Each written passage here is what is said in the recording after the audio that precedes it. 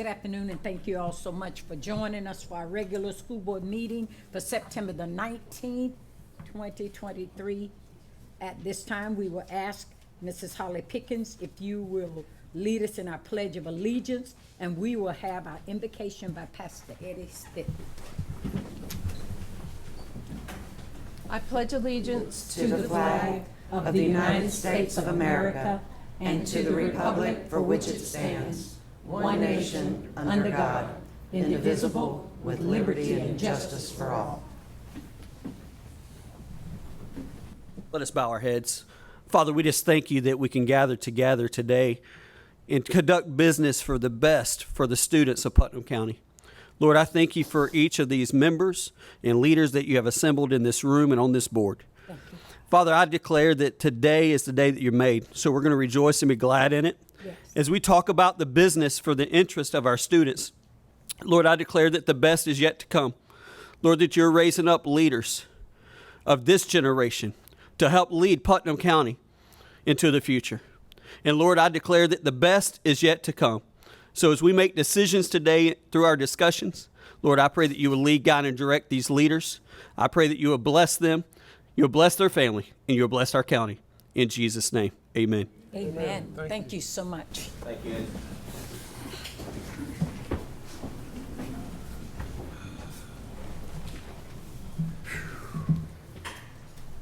Okay, we're ready for our presentations. We have two.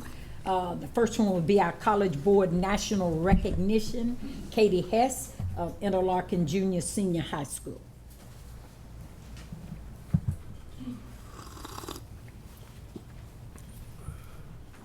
Good afternoon. My name is Katie Hess. I'm a teacher out at Interlochen Junior Senior High School, and it is my privilege and honor to recognize Haley Simpkins in her achievement and recognition from College Board. I've had the privilege to teach Haley in 7th, 10th, and 11th grade, as well as being her National Honor Society advisor in 11th and 12th grade. She is respected by her peers for her work ethic, service to the community around her, as well as her sense of humor. She is enrolled full-time at St. John's River State College, and she's also the drum major for IHS's Ram Band. Haley has earned an academic honors award from the College Board National Recognition Program. These programs celebrate students' hard work in high school and showcase their strong academic performance. Haley has a 3.9 unweighted GPA and a 4.69 weighted GPA. She is the top scholar in the graduating class as of right now.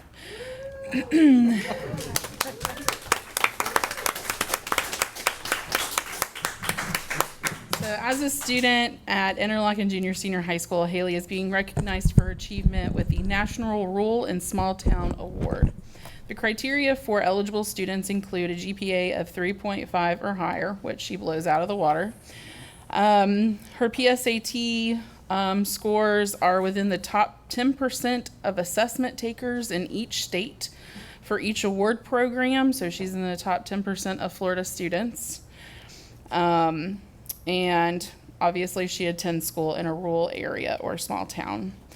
Thanks to this national recognition, colleges and organizations using College Board Student Service Student Search Match can connect directly with Haley during the recruitment process for colleges and universities. And a note that came from Tarlin Ray, she's the Senior Vice President of Big Futures at College Board. She said, "It's becoming increasingly hard for students to be seen during the college recruitment process.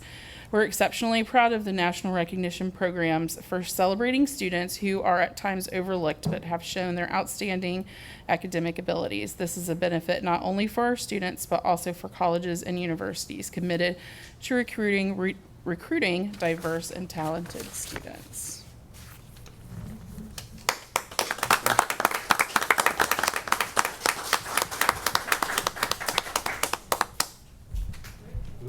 Awesome. Chair. Awesome. I've seen some of this on Facebook. It's been great.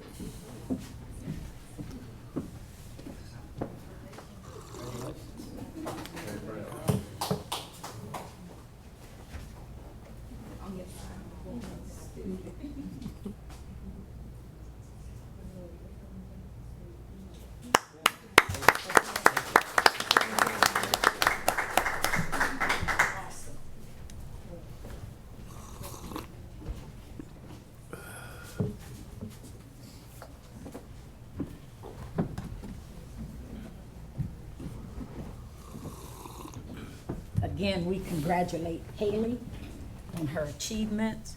At this time, we will have our second presentation by our own IT Director, Mr. Lennon Harvey. He will come at this time.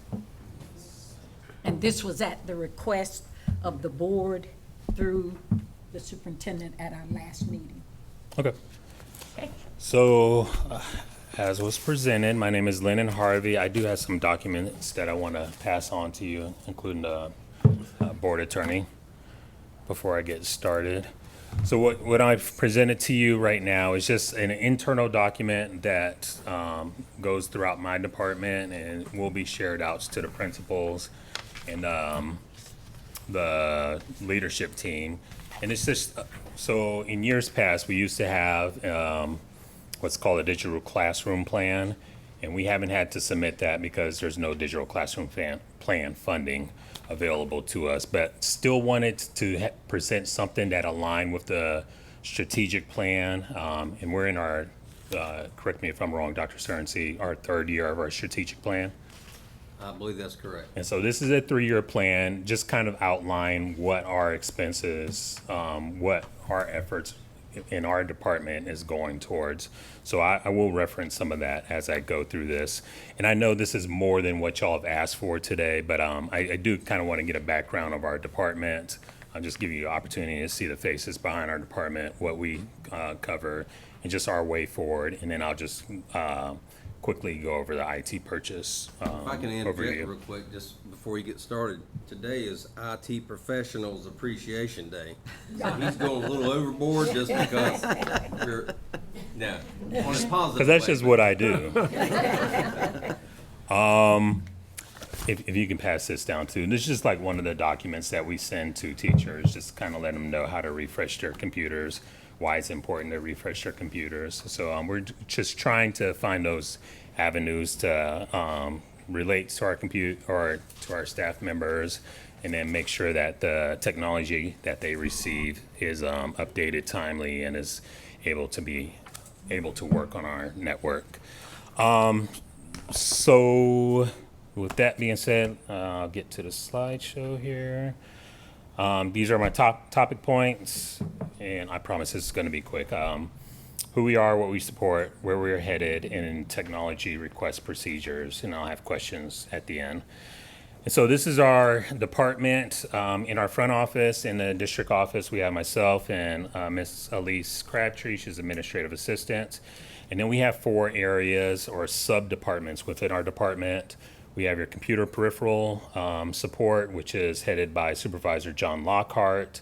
And I'll go into what each one of those sub-departments do. We have your communication support, and that's supervised by Tommy Smith. Technical support, supervised by Justin Littinen, and then I don't ever know how to pronounce his name, Littinen. And then the teacher student application support, and that's going to be our technology integration specialist, Susan Gaborio. So what we do as far as computer peripheral support, this is, again, is headed by John Lockhart. And I don't know if y'all met John Lockhart, but he has a military background, worked in the Pentagon for years, has that experience with securing networks, doing network engineering stuff. I myself been in the military for 15 years. So we kind of structured our department, military, service before self, excellence in all we do. As you can see, I have uniforms on my people because we just want to have that presence as we're going out at the school. And one other thing, as you look at the pictures on the bottom, I just kind of want you to recognize the diversity of the people that we have out there, because for us, it's important, and for the district as well, for us to have a presence out at the school and have students be able to look at, our personnel and see this can be me. So, so some of the things that we support on the computer peripheral side, we create images for baseline Windows OS systems. And when I say create images, if we have a unique computer that comes to us that we know that we want baseline, we make a copy of that image, and then that way, whenever we get new computers in that are the same make and model, then we're easily able to duplicate what was created on that image and push outs to all the other devices. We do Chromebook repairs, printer repair setups, and there's so many printers out there. And there's a host. That's something that we would love to rein in at some point, but that's for another discussion. On-site support during testing windows. Testings happen in year-round, so our guys, we like to have a presence on-site whenever testing is occurring. I know last year, and y'all can ask Renee Lamoureux, we did pretty well with testing. We've consistently gotten better with having a stable network and the support that we offer during those testing seasons. We perform PMIs on school computer assets. We're not performing PMIs to the level that I would like to right now, and I will explain a go forward or plans to improve those PMIs that we would like to do on the.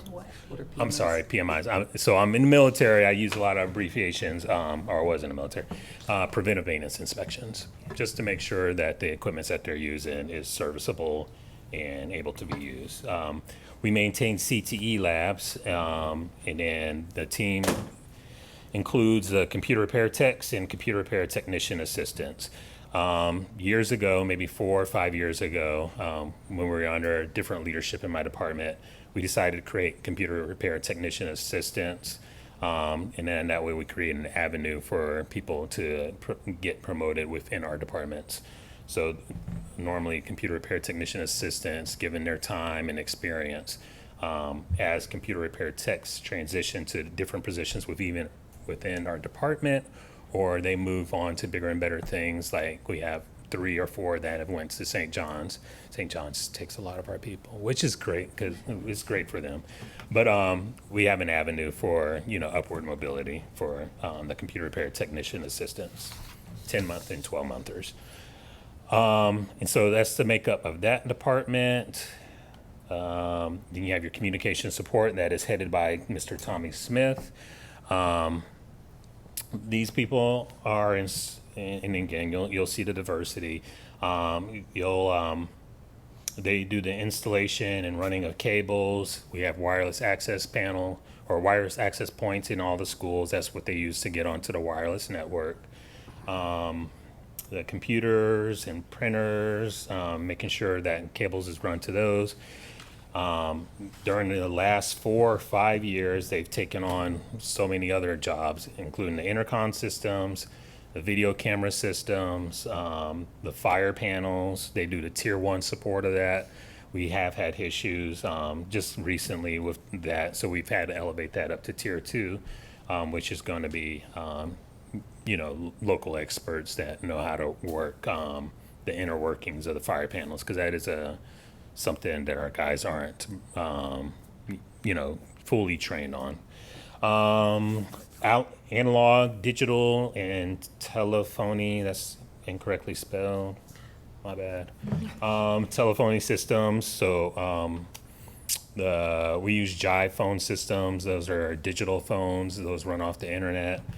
And then just overall internet service connection, and then doing LAN maintenance. Again, spelled wrong. Those are going to be your makeup of those, going to be your communications tech and your computer repair technician assistants. Again, we wanted some upward mobility within there.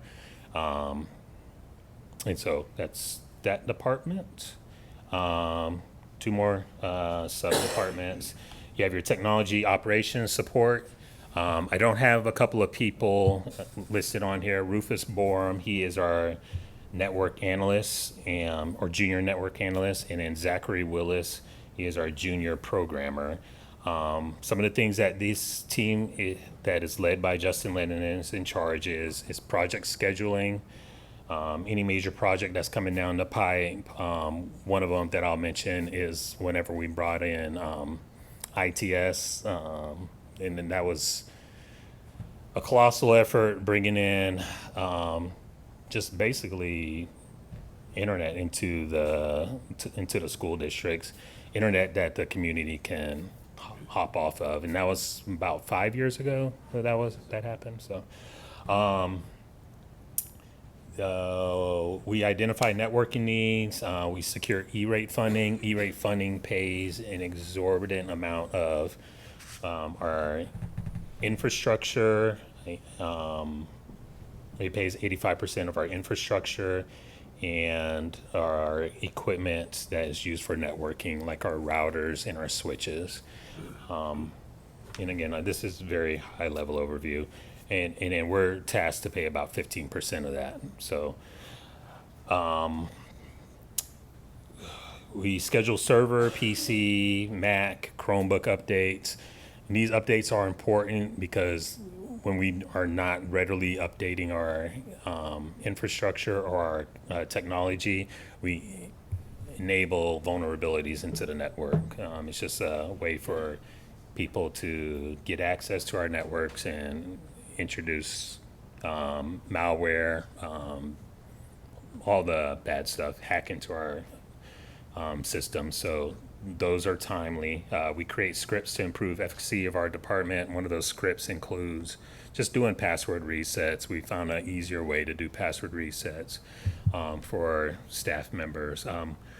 We coordinate DRPs, which are disaster recovery plans. So anytime that if there was a fire in the building, we maintain regular backups of all of our stuff. So our idea is to, if a server goes down, we have a server located in another place, and we're able to come back up within 24 hours with the data that has been backed up on a daily basis. So, and I think we actually have 2 other backup places that we're storing. So just to make sure that we don't lose any data. Another source of backup is NEFEC itself. They back up their stuff on Skyward. We coordinate disaster recovery plans, and we train users and promote security awareness. And that's Rufus Borum. He pushes out training on a regular basis, at least semi-annually.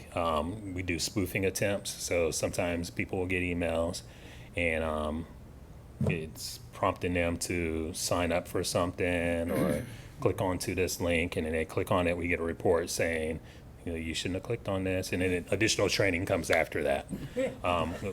True story, we had someone in a district, staff member, that was told by their boss to purchase 2 $500 certificates. Thought they were told by their boss, but they didn't pay attention to the email, and they bought those, and they provided the numbers to those. Their Google Play cards, and so that person was out temporarily for $1,000 until they rectify that with their bank. So that's the kind of stuff that we want to make sure that our people are aware of and that they're cognizant of.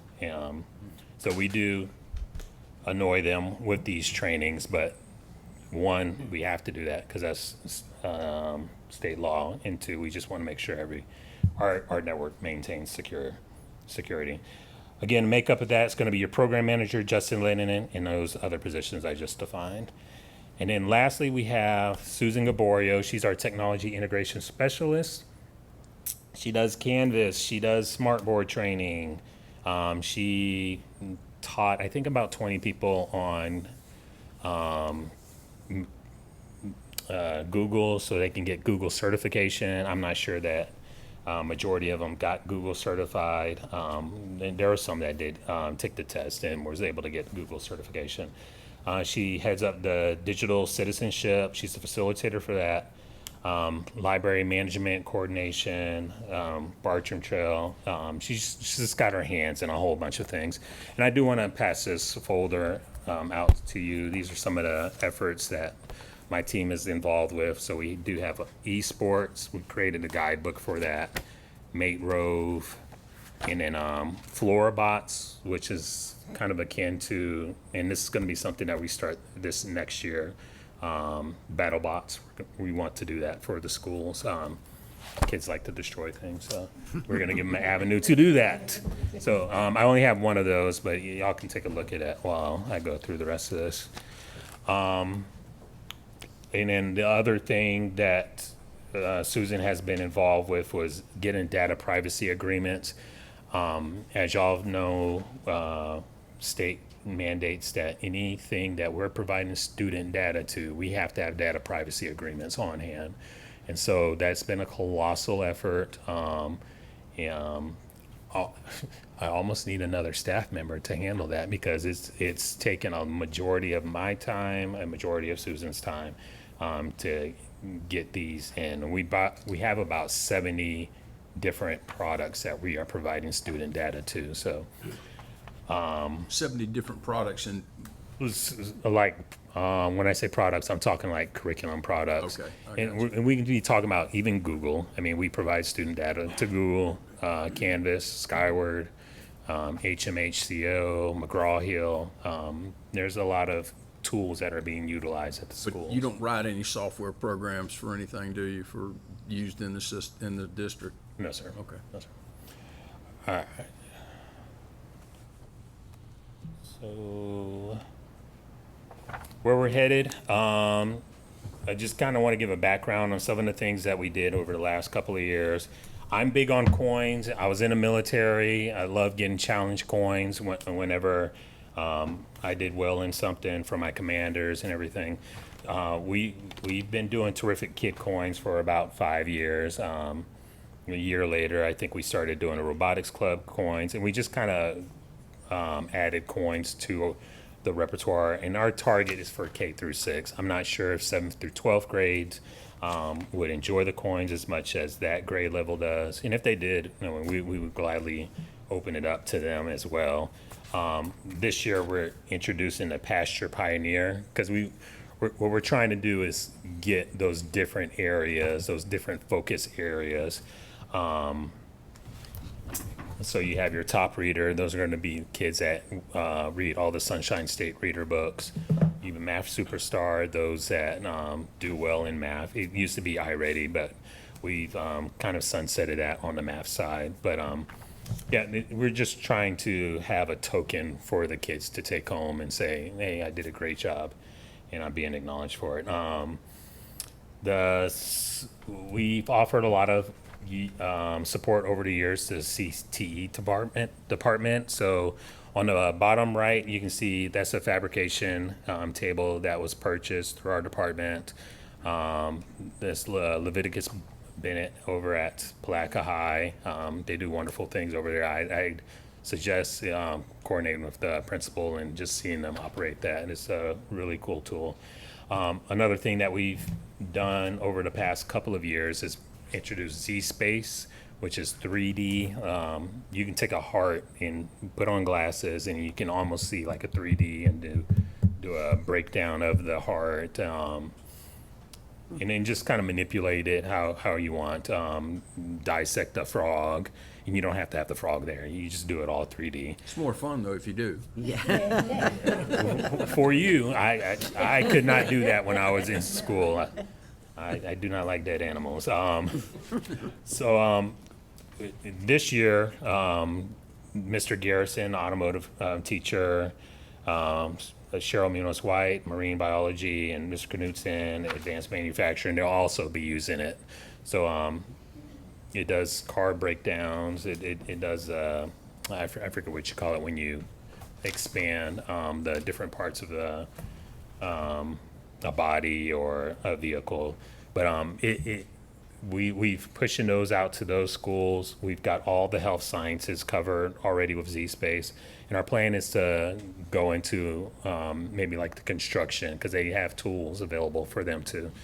I did ask, and part of the budget that y'all approved was money allocated specifically for the Z-Space project. Part of the other money was for the Verkada cameras, $800,000, which we're well on our way on getting those starting to be installed at the schools. And then Mate Rove was the other thing that I wanted to mention real quick. Mate Rove, again, that's going to be underwater robotics, and that's in that folder that you have over there. We did that first year in Palaca. It was a little bit of a rough start. We had some issues with it, and that's why I've created a guidebook to kind of give a little bit more guidance for those that are interested in being a coach and joining a team. So hopefully that will expand out to the high schools. So within your technology integration, digital education tide plan, and I wanted to keep in the theme of, our ship and the waters. So I called it tide plan. You'll see that there's a mission statement, a vision statement, which is not showing up there, but I can certainly read that to y'all. The vision statement being, I think y'all might be able to see it, but for the audience here, to empower students to navigate the ever-changing tides of the digital world, equipping them with the skills and knowledge to succeed in college, career, and life. Some of this might sound familiar. I structure this off of the strategic plan. Anything that is found in a tide directly reflects to the initiatives that are outlined in the strategic plan. It's just all tied to our department. And so where we're headed, my team loves to collaborate. We feel it's important to work with other departments throughout the district. So if you go to that first, or maybe the second tab in the tide plan, you'll see what I have called the paddle team. Again, I'm keeping in with the boating theme, planning and designing digital learning experiences. That's going to be made up of people like Laura France, or my department, of course, teaching and learning, Jennifer Azula, Renee Huff, CTE, just a host of people that would be part of that plan. They don't know that they're part of the paddle plan yet, because I haven't had a discussion with this. And again, you see it says a draft document. I do want to, in the long term, probably get this approved from the board, so I can act on this. But I do want to talk base to anyone that I've put in this document, just to make sure that they're fine with it, and it would be part of my team. But we're already doing a lot of this as it is. So the paddle team, they're going to be the people that's dedicated to creating engaging digital learning experiences for K through 12. And then so grip team, if anyone does boating, I don't know anything about boating. I learned through creating this what the different types of a paddle is. So the grip teams, that's going to be your hands-on people. So those are going to be people that are working with the teachers, working with the students in the schools. Those are going to be your coaches. That's going to be your technology integration specialist. That's going to be Ms. Cheryl Woolwine, who works in ESE. That's going to be your hands-on people. And then you have your shaft. I wanted to be team shaft for my department because it just sounded cool. And then you have your blade team. Those are going to be the people that kind of cut through the financial obstacles, similar to a blade cutting through water. And that's going to be people like Kim Mann, Josh Spiker, who works in finance. I'd include Horace on there. Those are going to be the people that help us secure funding for the different initiatives that I've outlined in this book. And then where we're headed, I've introduced some focus points here. I'm going to call these focus points also buoy points. If you ever hear me refer to it outside of this meeting, I'll call them buoy points because, again, I like to keep with the water theme. That's going to be building upgraded outcomes with yearly focus points. The things that my department is focusing on is your digital citizenship, your teaching training opportunities, and that's like going to be getting Google certified, maybe certified on the smart boards that we've pushed out over the past couple of years. I think we have about 450 out in the schools right now. Inventory control, that's a big thing that I feel like I would like to rein in within my department. I'd like to have someone that is their sole focus, a change manager position, where their focus is on inventory control, quality assurance, doing preventive maintenance inspection, PMIs, and be in charge of the help desk. Because right now that's split between 3 different people, and I feel like my department might suffer a little bit from that. But I can speak offline later on that. Can I ask you a question about the inventory control, which is Sure. what originally, I guess, started this Yeah, yeah. several months ago? Why don't you have that now? I mean, why wouldn't approvals for hardware, software, whatever, ultimately have to be approved by you? They do. They are approved by me, Okay. and that will be covered towards the end of this. Okay. Yeah, I'll show you what the process is as far as approval. The Chromebook 9th grade rollout. So last year we purchased 800 Chromebooks for 9th graders. We covered them in cases, and that's through our department. We gave them to the 9th graders with the thought process that they would carry that up to the 12th grade. Rather than pull them in every year, they carry it up to 12th grade. They take a little bit more ownership on those devices, because what we're finding is, and I think it was a successful program last year, that we have a lot less come back from the 9th graders as far as Chromebooks, because they're taking care of it because they know they're going to be stuck with it for the next 4 years. End of life for Chromebooks, they last about 4 to 5 years, so they should be able to use the same device for up until they graduate. So. And so they don't have to turn them in. They don't at the turn it end in of the during year. It's yes. there. They keep It's- it those 4 years. They turn it in after.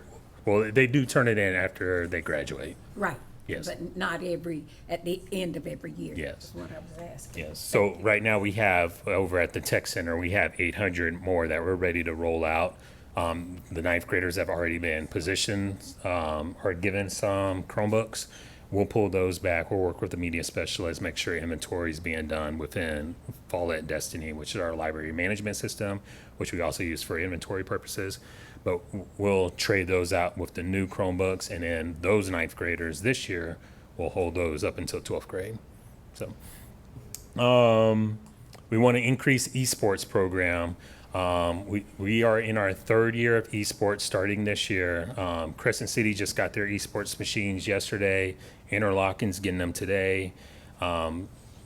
Prior to this, the first year was just QI, and then their 2nd year, they went national, and they ranked national. Melissa, correct me if I'm wrong. They ranked nationally this past year, right? Yes. First place.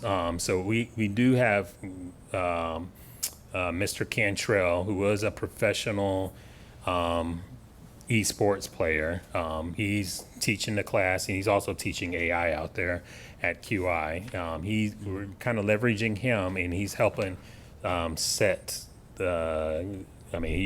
We went over the guidebook together, and he's setting those steps for the successful implementation at all the other schools. So.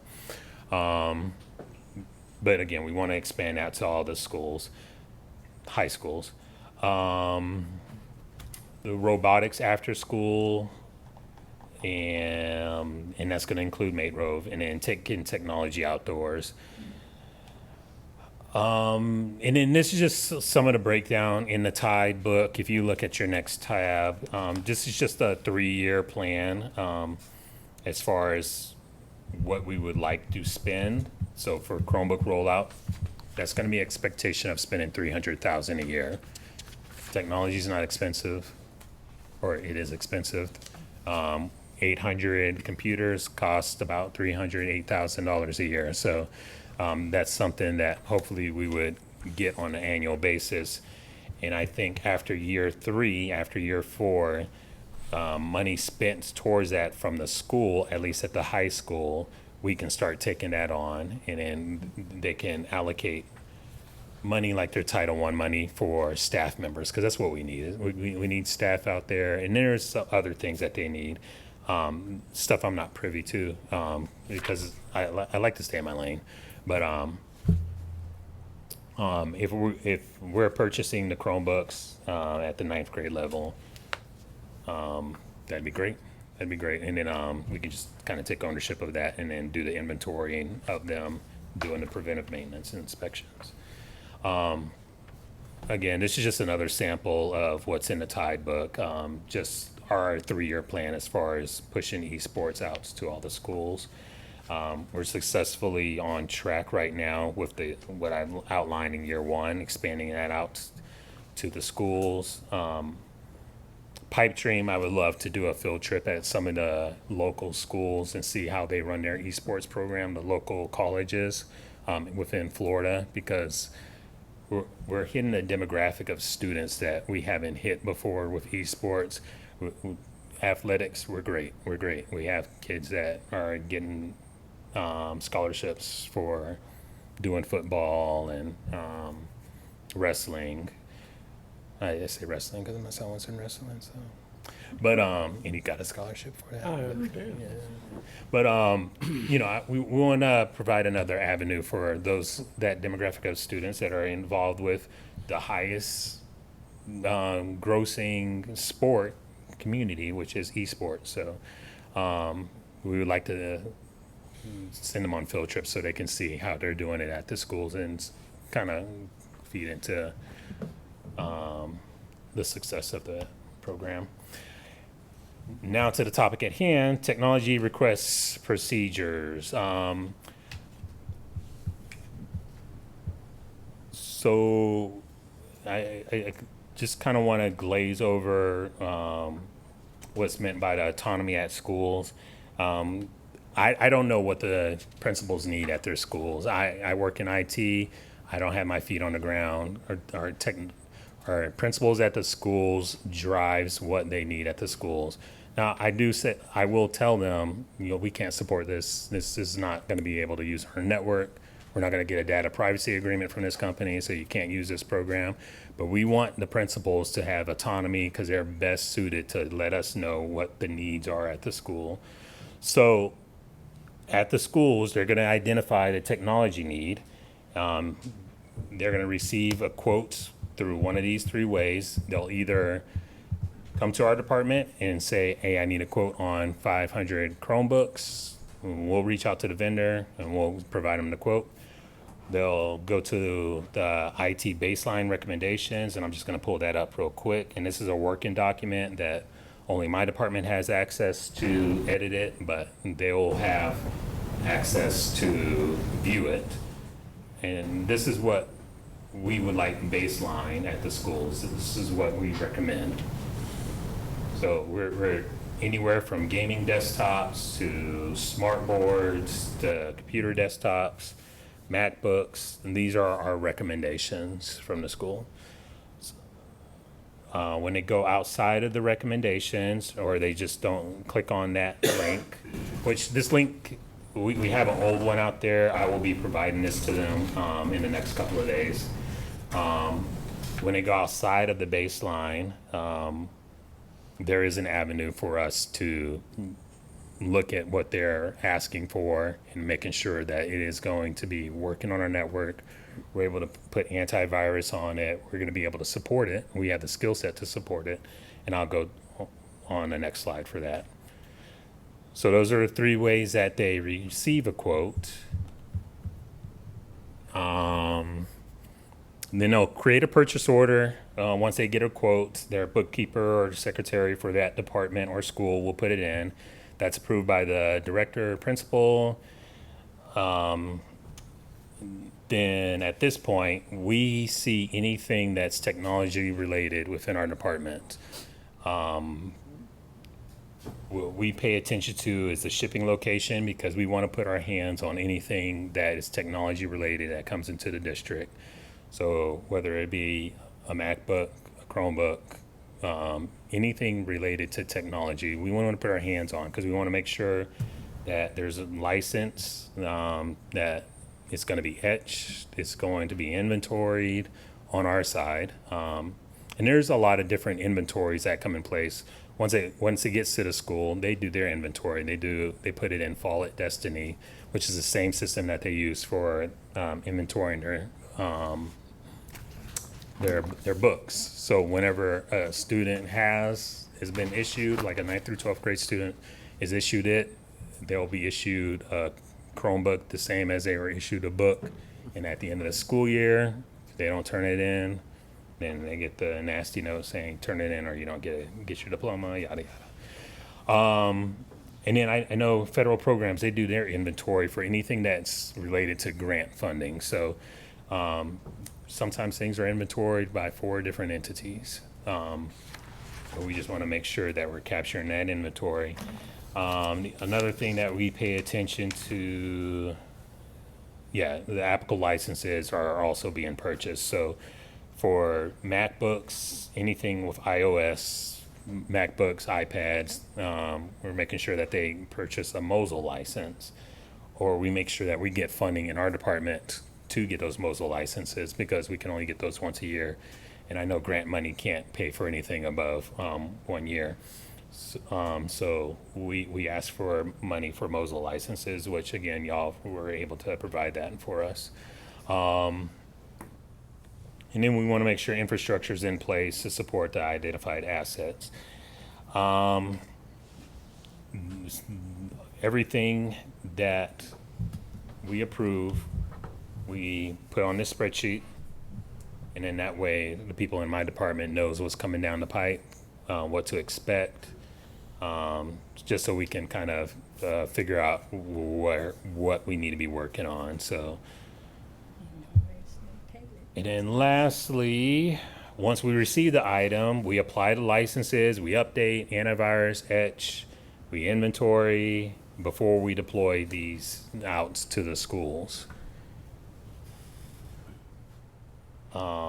And I think that is it. Did you have any questions on that process?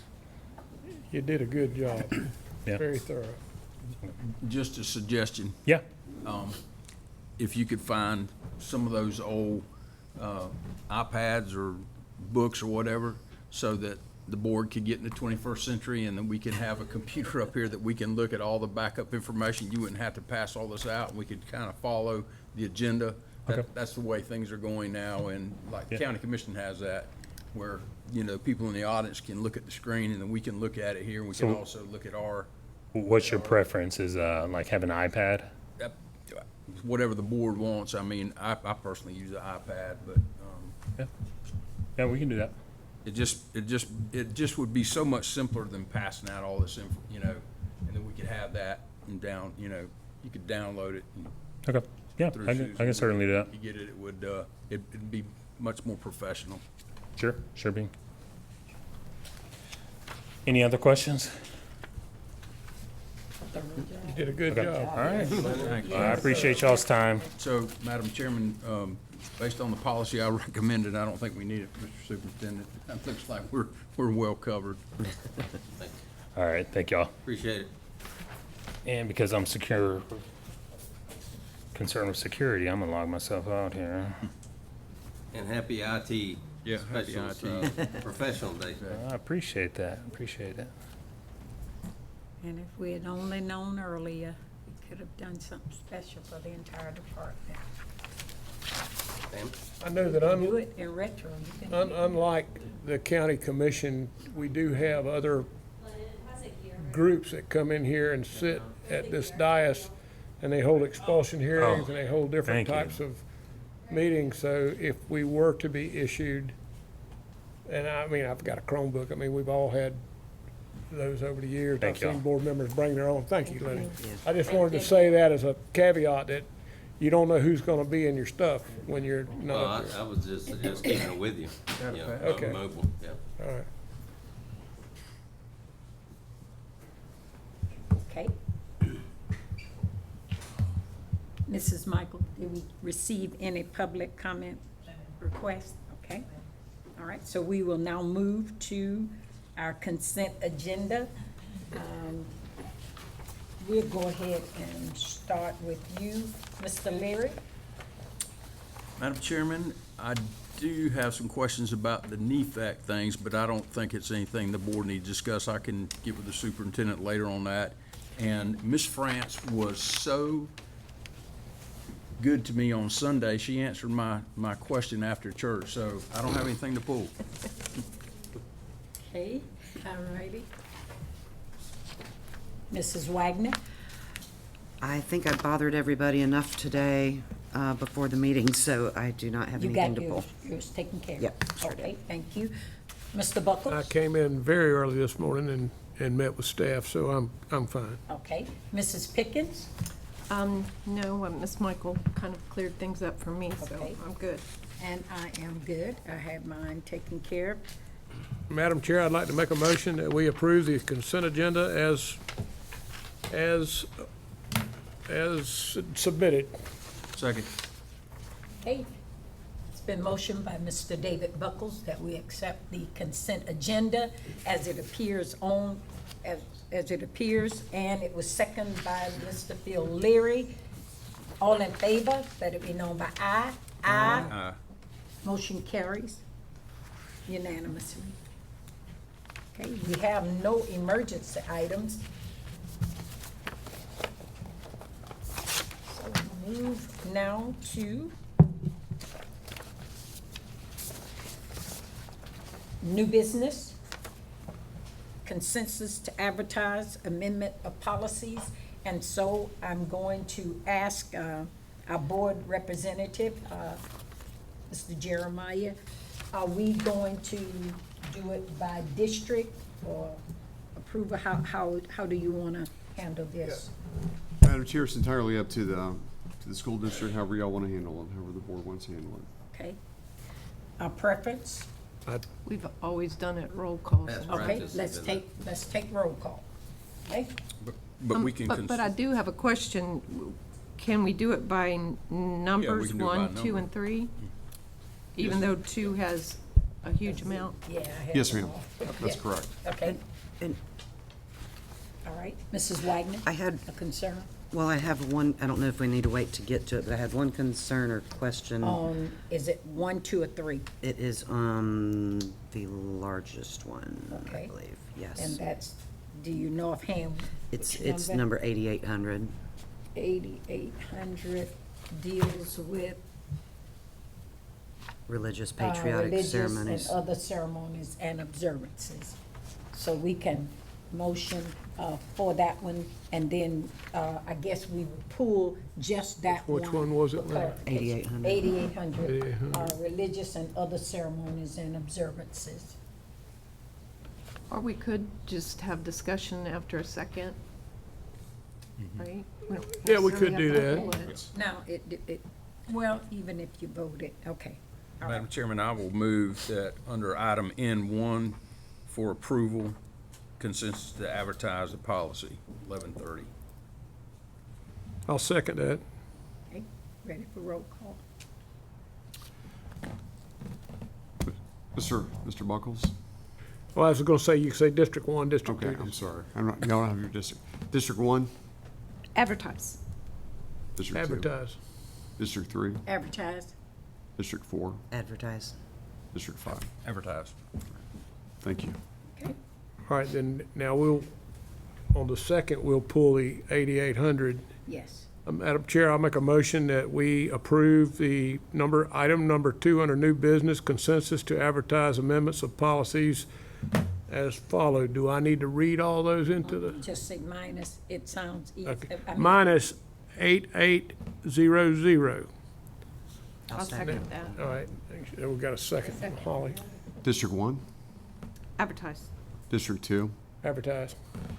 District 3, Advertise, District 4, Advertise. District 5. Advertise. Thank you. now we can We can go just, ahead and discuss. what, and there may be some further explanation, but on the updates that we received, I'm assuming, I always ask now because I know that Neola sends us updates, but then occasionally we do our own updates as well. And if I'm correct, these are from Neola? That's correct. Yes, ma'am. ma'am. Okay. Do we know if this is, and this is probably best suited for you, do we know if this is strictly to get us in compliance with the law? Because, I mean, I have no say in that, of course, but I just found it a little bit vague as to use of prayer. It says district staff members shall not use prayer, religious readings, or religious symbols as a devotional exercise, or in an act of worship or celebration. Does that mean we cannot have a prayer before our school board meetings? Because any prayer, in my definition, is an act of worship. It also, I believe, says in here about invocations, the very bottom, the school board shall not include religious invocations, benedictions, or formal prayer at any school-sponsored event. And the key, I think, is school-sponsored. Well, it's, before Mr. Blocker goes into detail, the superintendent and I even had a brief discussion about this type of thing this morning. I mean, for years, we've had In God We Trust on school, our school boards and things, but, there is, and I've talked to your boss, Charlie Douglas, as well, as maybe at some point giving a response to a constitutional allowed prayer, what is appropriate, what's not, or speech. And I think the surprising thing is there's a lot more that can be allowed than people really understand. And as long as you're not proselytizing. I mean, I was trained on this years ago, and I know all of our administrators go through some of it, but we really haven't had an update in a long time. But, I mean, I've talked with staff and the superintendent several times, and we all feel very strongly about constitutionally protected rights. And I don't know what precipitated this particular event, but I would welcome, Jeremiah, if you guys could look at it and maybe respond. Absolutely. If I could just add another item, because in one spot, I think it's the third paragraph is where it says district staff members shall not use. Then later on in the, 2, 3, 4, in the 6th paragraph, it says students are not prohibited by this policy or any procedure pursuant to this policy from engaging in the free individual and voluntary exercise, etc. But it has to be, so basically students. Student-led. This does not apply to students, and they can do whatever they want basically on their own time or in between They can't proselytize instructional. at school. And I realize that we cannot promote, we cannot sponsor any religious item, but I know my concern is, for example, our meetings here. Now, I don't think they would be considered school-sponsored. I think they're entirely appropriate, and I certainly support them. But the language is a little bit vague to me to know whether we're going, if this is the letter of the law, and this is what the state has handed down, and we don't have a choice about it, then I'll pack up and stop talking. But if this is Neola's interpretation of it, or if it's our own interpretation, I think it could be tweaked a little bit to be a little more clear on where our line is, at least for board members, but also for staff. I mean, if a prayer is not a form of worship, I don't know what is. And it seems to say, well, you can pray as long as it's not worship or not. So I'm just, anything you can enlighten us on, I'd be happy. Yeah, absolutely. And I think there are a couple of points that have come up, so let me try my best to try to address as best we can. So as a government entity, you cannot restrict the free exercise of religion or promote. That's a constitutional issue. As far as, let me address probably one of the more direct is, as far as y'all as a school board, you absolutely can open with prayer, you can close with prayer, that's been upheld. Student-led prayers absolutely has been upheld by the Supreme Court as well. I believe what Neola has tried to do is they've tried to take current case law as far as these constitutional issues and encapsulate a policy. Whenever you try to come up with one policy that applies across the board, it's going to raise questions. The guiding principle really is the constitutional issues here, that we're not restricting the free exercise of religion, and we're not establishing one particular faith. If a student wants to open with a prayer at graduation, as long as it's not a school board sponsored promotion, then that should be okay, because it would be student-led. And again, as far as the board here, we certainly can look at it. If there's some particular issues, I can get with you and make sure that we look at it and fully capture not only the constitutional issues, but make sure that each board member and staff member fully. A staff member wearing a cross or having, some type of religious display. Yeah, there are always challenges to this. Many of them are not upheld. Again, that would not, in my opinion, as an attorney, would be promoting one religion or another. That is the personal faith of the staff member, individual. Probably if you look through the audience, you'd see individuals wearing crosses or different. That's completely acceptable under this policy. Anything, and Jeremiah, you would be very knowledgeable of this as well. Anything that, in a school setting, that creates a disturbance of the orderly process, whether it be a T-shirt with some kind of symbol on it, a flag or whatever, or gang symbols with a cross, if it creates a disruption to the orderly process, any item can be grounds to ban someone under school board policy and Florida school law, but it has to certainly apply. But it's odd that Rick and I had this conversation briefly this morning about constitutional prayer.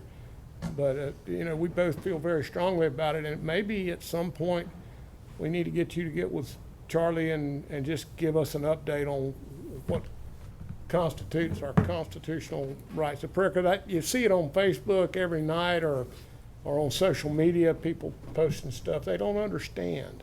This past summer, Attorney Douglas and Attorney Simpson, I had a question regarding a request to come, and we just walked the grounds and prayed. But prior to doing it, as a school board member, I wanted to make sure that I was operating within the law. And their finding was very simple. It wasn't during school, it was after hours. I was not representing the school board, I was representing my sorority, and as we did what we did. So there are, as long as we're not, like you said, enforcing or imposing our views or our feelings on someone, neither denying anyone. Of course, and again, as school board members and school board employees, you do not give up your constitutional rights. You have, but it's be the same as engaging in political activity in school. Some things, there can be some restrictions, time and place restrictions. The best example is this in the military. Obviously, our service members, many of them have faith, some do not have faith. They have political viewpoints. It's certainly, we see these same issues in government where these challenges come up. Anyone can challenge and say, well, there's a Bible on someone's desk or this or that. But generally, as long as it's not establishing a certain religion or restricting religious practice, and it can go the other way too. We could be, going on the other side, we're restricting someone's, right to the free exercise of religion. So there's some seminal constitutional cases that really reinforce those points. And I think, Mr. Buckles, to your point, there's more that you can do than often meets the eye. And I think the public, sometimes in general, there's a lot of social media and there's a lot of misperception. And, the code of conduct that the schools can limit, time and place. You don't necessarily have the right at a school to wear certain things that could elicit, some type of criminal activity. Right. So there can be time and place restrictions, just like in your board meeting here. This is not a free speech zone. If some people came in and started screaming, carrying on, that you're allowed, Madam Chairman can gavel them down, can conduct an orderly meeting. So I would say if there's specific questions, let's address that. If there are concerns of the policy, we can look at that and make sure that y'all are comfortable with the policies that y'all are putting your names to. Does that make sense? Makes sense, yes. So, And I guess my main just Clara. concern is just it's not what it's trying to do, it doesn't sound like, but I want to make sure it's not going to affect anything we do, and I want to make sure that anyone that works here at the district can read it and understand it. Absolutely. So I will take a sharp. okay, so I was gonna ask Yes, then, are we allowed to just go ahead and pull that one and allow you to do what you need to do to come back so that you're comfortable with it? Just continue it to the I would, next meeting. you could either that or Yes. approve it, because it's really not going to suspend the Constitution of the United States of America, I'm telling you that. Right. It's really not. And of course, I went through this with And one of the at Vanderbilt, my things Naola superintendent training told years us ago. at one of the workshops they had in Tampa was that if by chance any of this were to cause us to have to go Against our before a judge or something, that they themselves defend us because they are the ones that have gone through and vetted it, but. And they yes. actually encouraged me to reach out to them as well as if I had any modifications, and I just, there was a lot on today's agenda in that one section, and I just had just some questions on that. So I'm not uncomfortable, I'm not completely uncomfortable going ahead, but I think it might be something we want to come back to at some point when we have a chance and maybe discuss the language. We'll let, Rick can get with Charlie and Jeremiah, and y'all can maybe respond to the board somehow. I don't know. The other thing we could do, if this split through Madam Chair, if this pleases the board, we can, I'm gonna make some comments later in a legal update, but one of the things that we wanna do is when there are new cases that come out that are constitutional issues, we wanna make sure that we update the board. We can do that individually, we can do that in a presentation, we can do that, as you imagine, there's a lot in educational law that's changing right now, but what I will work to do is take these comments, if it's okay, and I will reach out to each of you individually or work through the staff to find out what your preference is as far as maybe doing some updates and maybe just be a written update. We've done that for some of our other clients we work with. That way y'all, if there are follow-up questions, we can make sure you have the most up-to-date information. You feel comfortable with it, so. Well, I- So Your preference? should we advertise, make a motion to advertise it, and then it comes before us to approve? And if you don't like the, So if Talking we're, Right. about- You're talking about this number. yeah. That's, we that's, advertise that's it, up to you. I don't mind saying it now and let's doing it because Neola's gonna represent us in court if we go to court anyway, but that's up to, if the new board members or newer board members don't feel comfortable, just let me know. what's the least amount of work involved? I mean, if we go ahead and advertise it, and then later, I mean, we can change some of this language at any time, can't we? That's correct. The board, it's up to the district. Y'all can always pull a policy at any time by simple, vote and say, look, we want to look at this, we want to relook. And often that's good practice because the law will change. We're in a legislative cycle where every year we have a certain, then we look at it. But constitutional issues can always be raised, can always be looked at. There is new case law on these. The Supreme Court just took up a religious liberty case recently that we're waiting on some outcomes on. So So are you saying it'd be more streamlined to pull it, address it, and deal with it later, or to go ahead and? I think you can go ahead and advertise? approve, and Okay. obviously, if a new case comes out that changes the ground, then we would obviously pull these.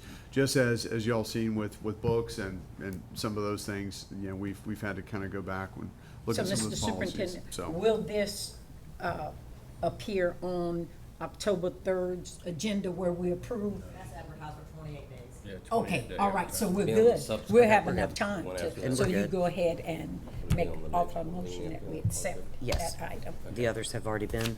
Yeah, we Accepted, okay. approve that. Okay, Madam Chair. Madam Chair, just if I can just say again, if there are questions, please, we can, as you go through these, sometimes, many set of eyes is better than others, and draw from your experiences as well, so we can make sure we get it right, so.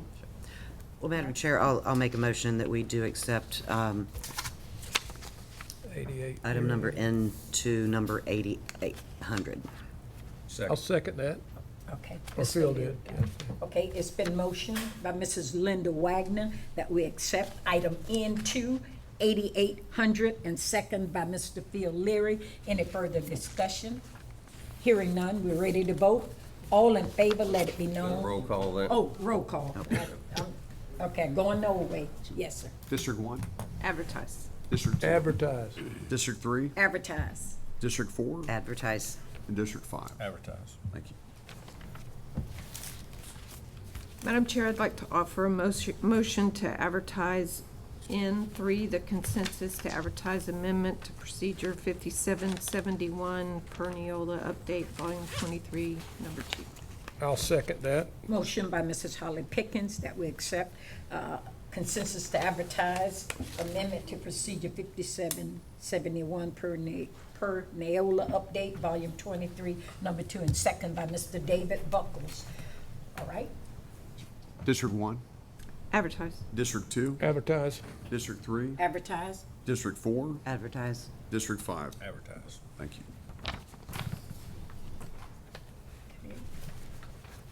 All right, we are now ready for the board's reports and the superintendent and our attorney, Mr. Jeremiah. So at this time, Mrs. Pickens, we'll start with you, ma'am. Okay. September 6th, I had the opportunity to go to the regional FSBA meeting. It was held in Lake Butler, Union County, and it was for the Crown region, so counties around us. Everything was discussed. There were 3 presentations. One was Tina Pinkerson, so you know that was relatively entertaining. And but the thing that I enjoyed most was a panel discussion, and the panel was made up of school board members from Union County, Citrus County, St. Johns County, and Duval County, so varying sizes. And one thing, they covered everything from expulsions, how they handled expulsions, to how they handled emergency items. And very, very informative, you know, just you can look at and think, I like the way we do it better than the way they do it, but it's always good to hear different things. But one thing that kind of stuck out to me was having workshops before a regularly scheduled meeting, to be able to, you know, talk about what's going to show up in the consent agenda. And a lot of counties are doing this, and they only meet once a month, and they have, like, if the meeting's on a Tuesday, then they have a workshop like on a Thursday. So you've gotten the consent agenda, you know what's coming before you, you have questions. So rather than, you know, having to call staff individually, you could have a workshop on it. Just to throw it out there, I don't know if that's something that y'all might be interested in, but I did think it would clear up some questions that we have. I also think that that would be a taped thing, not a video thing, but I do think it would help us with transparency, because, you know, not often do we pull anything from the agenda. We do pull things, but not everything. And so something that we may all be completely, you know, in agreement about it. Somebody in the public may never they don't know. They don't know the questions that we asked. They don't know that. So I'm just throwing it out there, something that we can think about. We've got to, you know, reorganize in November. That might be a time to do something like that. And may I ask for clarification?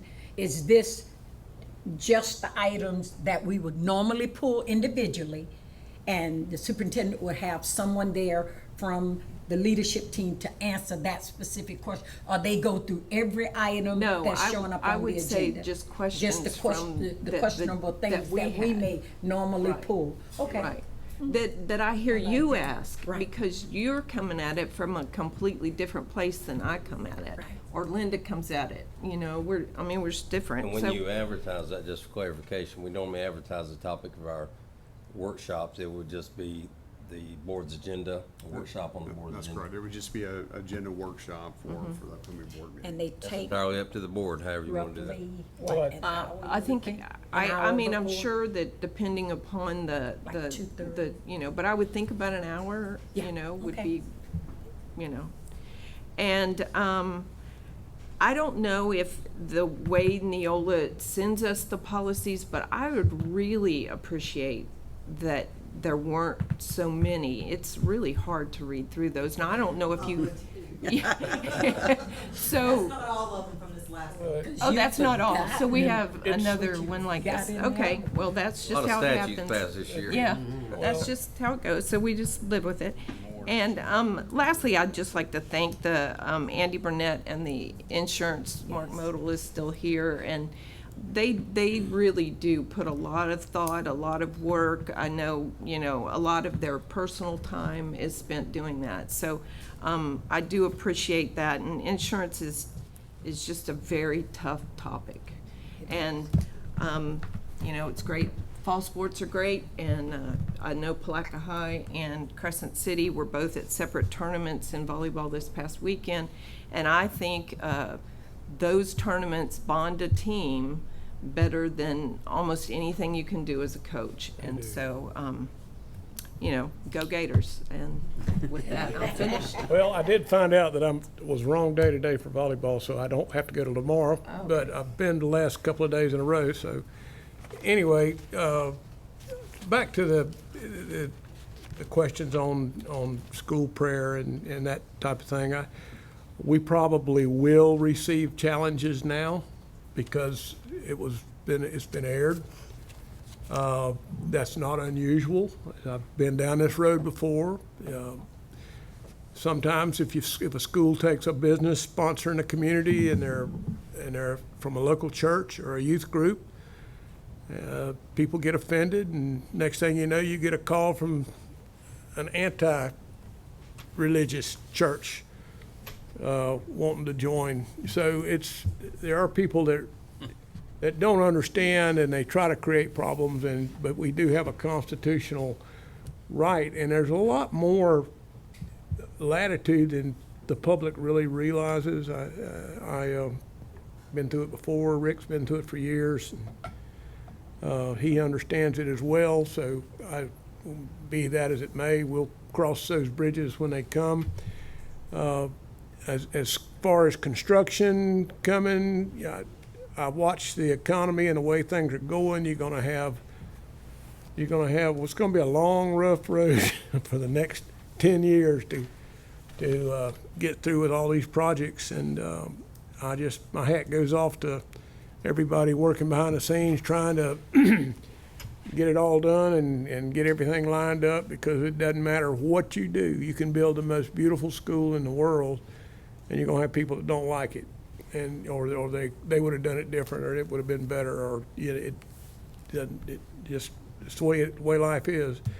And the last thing is, Lennon mentioned disaster training, a retrieval in his IT packet, and I know the sheriff's department has been working, I think, with the school district and maybe planning some disaster training. Ashley, am I correct, with in the event of a train derailment or a bus wreck or something? Who knows? I don't know what's going to come on, but I did talk to some people about it, and it's time with a new group at the hospital and local people to kind of go through some of the disaster scenarios, and I'm sure the superintendent will be working with law enforcement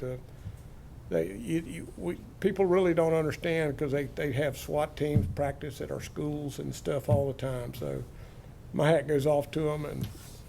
And Andy, you guys with insurance, that's a long, hard process, but I appreciate what you've done on behalf of the employees, Mark. Thank you so much, and I'm done. Thank you, Mr. Buckles. Mrs. Wagner? Well, I did want to say, with regard to policies, this will be a good comment. There were some policies in there that related to opening access to students from 9 through 12. Regarding work-based learning opportunities, I was happy to see some of this pass through. There was some documents on adding work-based learning opportunities, and someone recently commented to me in public about, Putnam County's really got to do something about asking or promoting work training and the career training, and I'm like, what are you talking about? Just watch some of our meetings here. The presentations have been amazing. And I was a little put back, but again, as you said, a lot of times they don't know what's going on.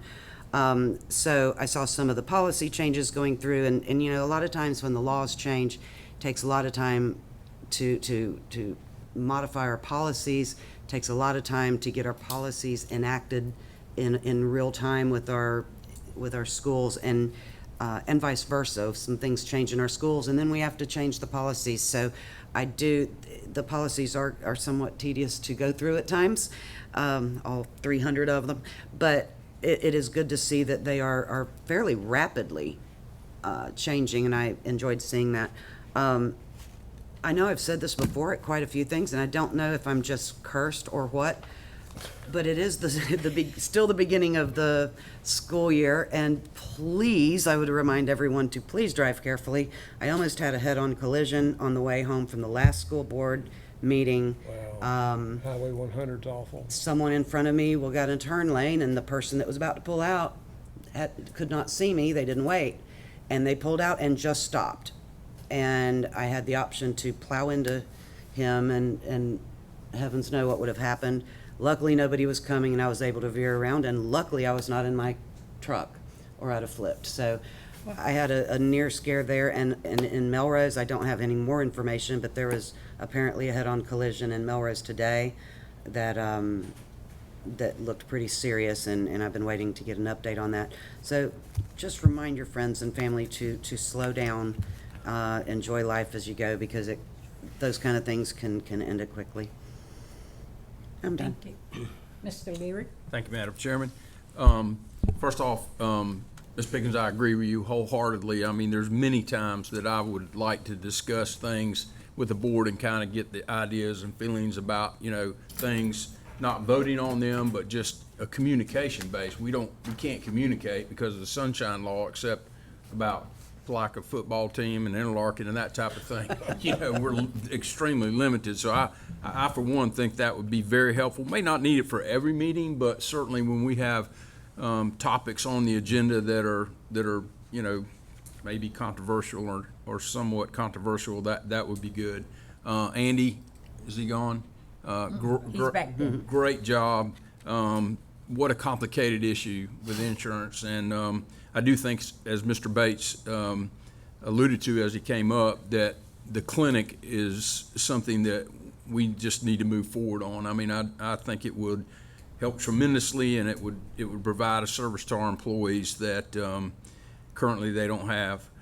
One of the things about our meetings and different things, I did notice. In fact, I sent an email to Sarah Cavassini, the reporter. Hey, Sarah, I know you're watching or will be watching later, and talking about the coverage of our meetings and not only advertising our agendas and trying to be more transparent with the public. And she said that she is now the only reporter covering the whole county. I guess there's another person that does non-news stories, and I just. But Casimir left, and not Brandon, he's the news editor, but the other reporter left, and so bless her heart, she's got a full plate. But she did say that she was going to be looking at things that we're doing in a positive way and trying to get a little more press. And I know that our communication staff does send stuff to them, and they do print it and put it in the paper, and that's great. But I just, so that we don't have people coming to us, or when they do, like Ms. Wagner was saying, you're not doing enough for vocational training. Well, your head must be in the sand because we're doing all this stuff. But the same thing about our agenda, the budget, the IT presentation. Mr. Harvey, that was fantastic. Even my former career Navy dad would be proud of that. That was a great presentation, and it was very informative to me. And the policy that I'd formerly been supporting, we don't need it. We've already got checks and balances in place. And then lastly, I'll just say I had the opportunity at the invitation of Mr. Bowes, the calculus teacher at QI Roberts, to go and speak to the student council last week about running for office and being an elected official and serving. And what a great bunch of kids, and it was very heartening to know. I mean, the questions they asked were very direct and kind of put me on the spot a couple times, but it was, Mr. Bose, just want to let you know, it was a great opportunity, and thank goodness he didn't ask me any calculus questions, because it's been a long time since I had a calculus class at University of Florida, and I don't think I remember anything. I'll It'll stop there. come back like a Yeah, bicycle right. riding a bike. Thank you, Mr. Leary. Just 3 quick things. I too, going through the agenda, was just pleased when I saw the attachment of the Putnam STEM Initiative. Bridges the gap between rural communities. Very great. Nice shot of you too, Mr. Superintendent. Jobs in the future. It's just excellent, and it tells people that we're not just sitting in desk in a row, responding to things on the blackboard. We're really getting out there and doing what we need to do. And again, to the young lady, Holly Simpkins, that was here with Katie Whitehurst. You all excuse me. Chairman's prerogative. No. I apologize, and it wasn't Jesus calling. So sorry about that. I thought I had cut it off, but anyway. Holly Simpkins and former student Katie Whitehurst, and I know she has a married name, but that's okay. I knew it as Katie. And to Jonathan Odom, an excellent job representing the district, and Mom not here to nudge you on and tell you're gonna do us a great service She's in not that Mom, position. she's Rhonda to him, so he didn't call her. He better say Mom. And to Mr. Boland, again, to you all, to everybody that has these positions, they're doing an excellent job. Mr. Burnett with the insurance, and Mr. Boland, just hat and hands in everything, but you keep it in order, and we thank you for that. All right? Mr. Attorney. Yes, ma'am. Thank you, Madam Chairman. Well, I just want to talk to each of the board. I'm going to work with district staff. We're going to see if November, December, maybe into January next year. What I'd like to do is take some time, meet with each of you, and go over some kind of just a refresher on the ethics, the Sunshine Law updates. Just there's a new form that has to be filled out for financial disclosures that the state just implemented. So I want to make sure that y'all are fully equipped, have all your questions answered, and make sure that y'all are doing a great job up here. Y'all are working hard for the school children in Putnam County, but make sure y'all are covered in every facet. So as the law kind of changes a little bit, we'll try to make this a reoccurring event. So we'll sit down and kind of go over it. So working with y'all's schedule when y'all are available. I'll work with Susan and the staff, and we'll set some time to do that and talk over that. So that's all I have. Thank you, Madam Chair. Thank you so much, sir. Mr. Superintendent? I want to welcome Jeremiah Walker to the dais. It's a pleasure to have you. And, yeah, we look forward to many meetings ahead. So I do want to point out that we have implemented, if you've been to any Palaca High games, we've actually started implementing some new safety procedures, and those will also be implemented at the other 2 high school varsity games. So again, I'm just stressing safety, just to make sure that when people come to games, they feel safe, that we're on top of it. So I want to thank all those people working at the games. It is, takes a little extra manpower, but to me, it's worth it to make sure our fans are protected. So I did go last week, went to a state superintendent meeting down in Orlando, talked a lot about the new statutes and met with DOE. So, we are collaborating and finding out what's happening in other districts and trying to navigate those challenges. A few other items. Tonight, if you get a chance, we're having our annual college and career night at Palaca Junior Senior High School, and that is for all district students and families. And we have a large number of colleges and employers there. Great opportunity, and I plan to go there when I leave here. Just a chance for our kids to really maybe get some ideas about future endeavors. And I even talked to potential colleges. So it's been really successful in the past. I want to thank Renee Huff and her staff for putting that together, and she's not in here. She's probably down there working right now. Getting set up. So encourage you to stop by if you can. September 15th is through October 15th is Hispanic Heritage Month. In our school district, we have over 36% of our students who are Hispanic, and we're proud of the work being done in our district to celebrate our diverse students and families.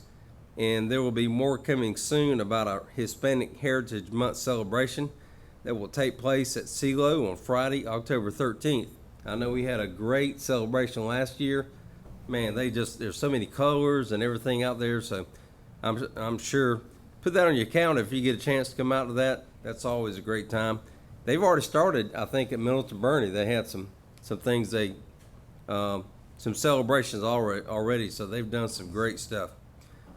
Next Tuesday, September 26th, is our first 2-hour early release day for our school staff. And during that time, you know, we actually developed, and y'all passed this last year, the whole idea was for faculties and staff to build culture within their schools. And we actually have a tool that we measure that in real time. And we had some significant results in positive building of culture last year. So we're going to continue that. And every school's kind of doing their own activity.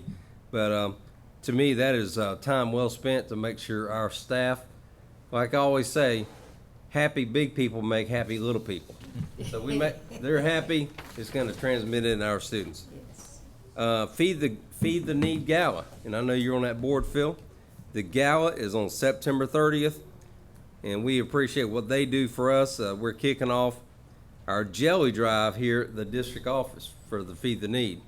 So if you haven't gotten a ticket, please get it. Please look into going. They're sold out. Okay, I do have a table, and I'm putting Ashley McCool in charge of who sits at the table. So if you really want to sit there, see Ashley. And we already have seats and all. And yeah, rocking and rolling. So, Madam Chair, that's all I have. Thank you. Okay. If there's nothing else. to Well, come if I before the could board- just Yes, ma'am. say, today's one time I celebrated my birthday here while I was on the board, and now it's my 36th anniversary today. Happy Applaud Bill, anniversary. he had to live with me. I was gonna say, poor Bill having to put up, my goodness. Been hard. Oh, and let me just share this. I was at last Friday's game, and there were some young men behind us, and they were using some foul language. It was really, really bad. And one of our former football players, Boogie Manufagan, he got up without being prompted by anybody. He came over, never raised his voice. He simply looked at those young men and said to them, if your mother was here, would you use this same kind of language? And he said, you need to apologize to these people around you. I tell you what, it wasn't 20 minutes after he had gone and sat down that they slowly disappeared. They left us, and I enjoyed the rest of the game. So we need young men like him that aren't afraid. I mean, he did not raise his voice. He walked over there. Well, you had taken the guns at the entrance when they come in, 100. But anyway, I just thought that was so unique. It was great. Well, that's the And I want him example to of know. our product of Putnam. Him being, a graduate of Putnam County High School, he knows how to communicate Yeah. and really convey that expectation. So I know him well, and I'm He very was proud an of that. awesome running back. Yep. Yeah, yeah. Thank you for sharing that. All right, we are